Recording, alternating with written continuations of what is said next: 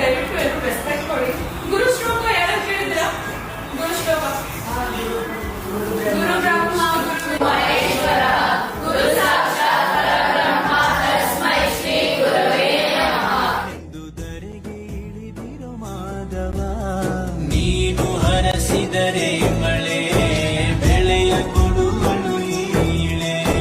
ಬೇರ ಭಾವವೇ ತಿಳಿಯದಿರೋ ತಾಯಿಯ ಮನಸ್ಸು